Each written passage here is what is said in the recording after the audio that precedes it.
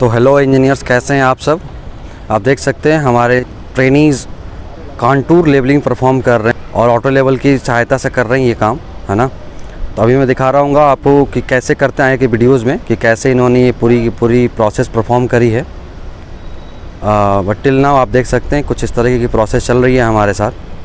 Engineer Manish data read कर रहे हैं, इंजीनियर सुमित स्टाफ लेके खड़े हैं, इंजीनियर बुरहान डेटा कलेक्ट कर रहे हैं और असिस्ट कर रहे हैं इंजीनियर मनीष को इंजीनियर भूपेंद्र। मैं आपको दिखाता हूँ कि कैसे दिखता है ऑटो लेवल से रीडिंग। देखिए आप पेंटा मिरर में अगर मैं दिखाने की कोशिश करूँ आपका बबल, तो देखिए आपका बबल सेंटर में है, बिल्कुल, है ना। जब आपका बबल सेंटर में हो तो ही आप रीडिंग को परफॉर्म कर सकते हैं। आप देख सकते हैं रीडिंग, ये जो बड़ी वाली लाइन है, ये करीबन 1.495 के आसपास है ना। बबल पेंटा मिरर में देख सकते हैं, और बबल अगर मैं दिखाऊं आपको बबल वाल्व में, तो ये भी सेंटर में है, ठीक है। तो कुछ इस तरीके से अभी परफॉर्मेंस चल रही है। मैं आगे के वीडियो में आपको मिलता रहूँगा।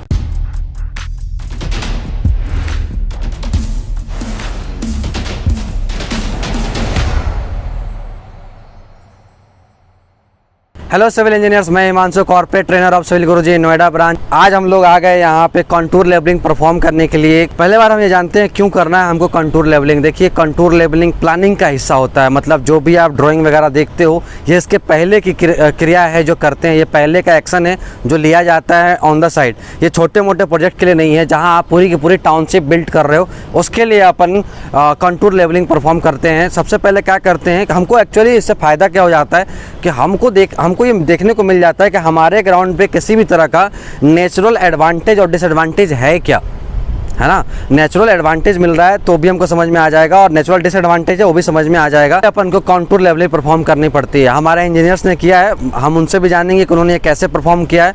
बट बिफोर दैट मैं आपको बताना चाहता हूँ कि आखिर ये प्लानिंग में कैसे हेल्प करता है, क्या होता है नेचुरल एडवांटेज और डिसएडवांटेज। जैसे कि आप आने वाले समय में जब आप इस पर पूरी की पूरी टाउनशिप डेवलप करोगे तो आपको ड्रेन लाइन डिजाइन करना पड़ेगा। तो ड्रेन लाइन अगर हमारे पास नेचुरली सैलिनेटेड इंक्लाइंड लैंड है तो क्या हो सकता है, हम अपनी ड्रेन लाइन उसके हिसाब से डिजाइन करेंगे। हमारा जो रोड में, जब मैं आपको कल की वीडियो में प्रोफाइल लेवलिंग बता रहा हूँ, कल इनकी प्रोफाइल लेवलिंग की क्लास है, तो उसमें जब हम रोड भी कंस्ट्रक्ट करने वाले हैं तो उससे अपन को आइडिया लगता है कितनी कटिंग फिलिंग की आवश्यकता पड़ेगी। तो उसके हेल्प से हम कटिंग फिलिंग भी निकालना का जनरल आइडिया लग जाता है कि कितना कटिंग फिलिंग लगने वाला है। याद रखिएगा ये छोटे प्रोजेक्ट के लिए नहीं है, जहाँ अपन पूरी की पूरी टाउनशिप प्लान करते हैं उसके लिए है। तो चलिए एक एक करके इंजीनियर के साथ बात करते हैं और देखते हैं कि उन्होंने ये पूरी की पूरी जो कंटूर लेवलिंग है उसको कैसे परफॉर्म किया है। सबसे पहले हम आएंगे इंजीनियर सुमित के साथ, उनसे पूछते हैं इन्होंने कैसे परफॉर्म किया है। हाँ, तो इंजीनियर सुमित, सबसे पहले आप बताइए कि ये जो कंटूर लेवलिंग आपने परफॉर्म किया है तो आपने डेटा कैसे कलेक्ट किया था। सर सबसे पहले तो हमने अपने इंस्ट्रूमेंट सेट किए। इंस्ट्रूमेंट सेट करने के बाद जहाँ पे हमारा वर्क प्लेस है उसको हमने कंटूर जो ग्रेडिंग पॉइंट तैयार कर लिया। उसके बाद सर हमने रोड लेवल लिया। रोड लेवल का जो बेंचमार्क दिया रखा था वो 200 मीटर तक दे रखा था।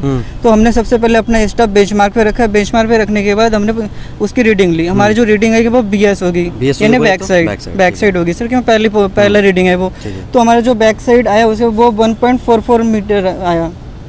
उसके बाद बैक साइड लेने के बाद सर जहाँ पे हमने ग्रेडिंग पॉइंट तैयार किया था, ग्रेड पॉइंट दिखाइए, ये किसकी बात कर रहे हैं ग्रेड पॉइंट की, जरा दिखाइए। आप देख सकते हैं यहाँ पे ना कुछ बारीक अगर आप देख पा रहे हो कैमरे में तो आपको दिख रहा होगा कि ऐसे कुछ ग्रिड लाइंस बना रखे हैं हमारे इंजीनियर्स ने। इन्होंने कुछ ग्रिड पॉइंट्स यहाँ मार्क किए हुए हैं, मल्टीपल ग्रिड पॉइंट्स हैं, यहाँ पे मल्टीपल ग्रिड पॉइंट्स हैं, दिखाइए ज़रा। तो ये इसी ग्रिड पॉइंट के बारे में बात कर रहे हैं। अपन ने एक्चुअली क्या किया है ना, यहाँ पे हमने क्या किया है कि पूरे प्लॉट को ग्रिड लाइन से पूरा का पूरा बांट दिया है। उसी की बात कर रहे हैं इंजीनियर सुमित कि पूरा पहले उन्होंने ग्रिड लाइन की मार्किंग करी, ठीक है। तो आपने पूरी ग्रिड लाइन की मार्किंग करी। ग्रिड पॉइंट देने के बाद सर हमें इसका RL निकालना है। तो RL निकालने के लिए सर इसकी जो रीडिंग हमें लेनी पड़ेगी पहले तो यस सर, हर पॉइंट पे हमने स्टॉप रखकर हर पॉइंट की रीडिंग ले लिया हमने। तो अभी जो आप ये जो लेवलिंग परफॉर्म कर रहे हो, ये फ्लाई लेवलिंग या डिफरेंशियल लेवलिंग है? ये सर हमारा डिफरेंशियल लेवलिंग है। जैसे उसके बाद सर हमने सारे पॉइंट पे स्टॉप रख के हमने रीडिंग ले लिया।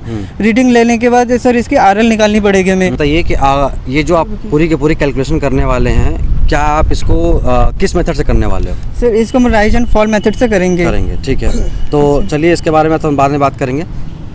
इंजीनियर बुरहान, ज़रा प्रोसेस को समझाइए, कैसे किया आपने?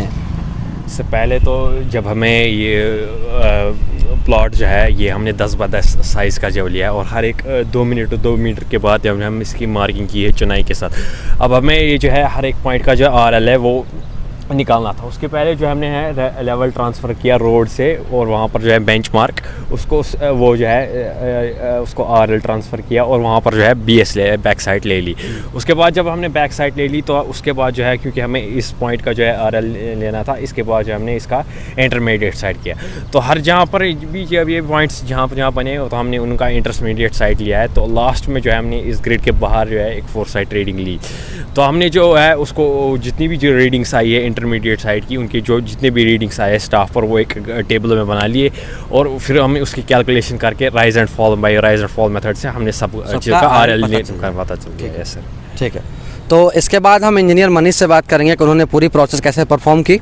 हाँ, तो इंजीनियर मनीष बताइए, ये पूरी की पूरी जो प्रोसेस है इसको थोड़ा एक्सप्लेन करके समझाइए, कैसे किया आपने? सर इस प्रोसेस को करने के लिए सबसे पहले हमने अपने प्लॉट के ग्रिड बनाए, उसके बाद फिर हमने अपना इंस्ट्रूमेंट सेट करा और अपने बेंच मार्क पर अपनी पहले बैक साइड ले ली। आप इंस्ट्रूमेंट दिखाइए ज़रा, कहाँ सेट है? जैसे कि आप देख सकते हैं, हाँ इन्होंने इंस्ट्रूमेंट सेट किया, इसी की बात कर रही है। ठीक है, उसके बाद फिर से हमने अपने बेंच मार्क, जहाँ पर हमने रोड साइड पर बेंच मार्क लिया था, वहाँ से हमने अपने एक रीडिंग लेकर बैक साइड निकाल ली और उसके बाद यानी इंटरमीडिएट साइड।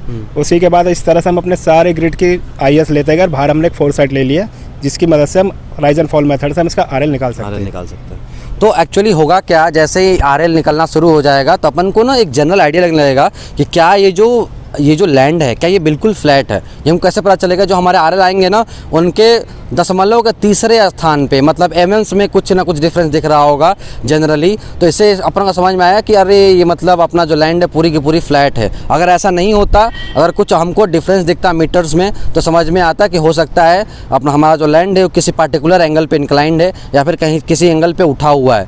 तो ये डेटा हमको कैसे पता चलेगा? जब आप यहाँ पे आएंगे और कॉन्टूर लेवलिंग करेंगे तो ही आपको आइडिया लगेगा कि कैसे यहाँ पे किया गया है। मैं आपको डेटा दिखाना चाहूँगा।